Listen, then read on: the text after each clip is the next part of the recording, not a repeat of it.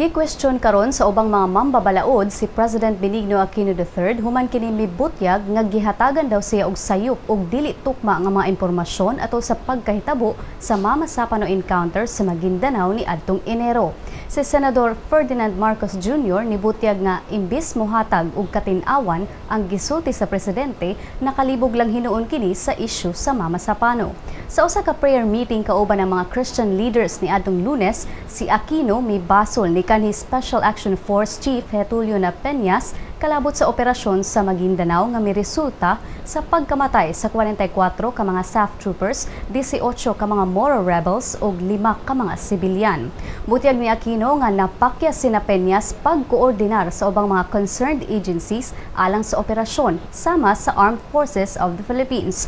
Sa niaging buwan, ang presidente ni butyag sab nga daw gibudihian og gipakakan siya ni resigned PNP Chief Alan Purisima human siya gisaaran nga mga PNP SAF troopers dunay tangke, infantry ug artillery support gikan sa AFP.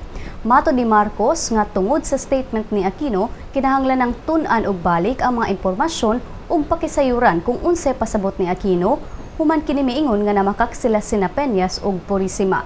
Sa iyang bahin, si Senator J.V. Ejercito nakapangutana sab kung nganong wala man lang nakapangutana ang presidente sa tanang mga opisyal nga kuyog niya sa Zamboanga sa susamang adlaw nga nahitabo ang Mama Sapano encounter. Apan tubag ni Presidential Communications Operations Office Secretary Erminio Coloma Jr. nga ang punto sa presidente dili aron mo basol kundi aron mahatagan og kumpletong statement ang nahitabo sa Mama Sapano.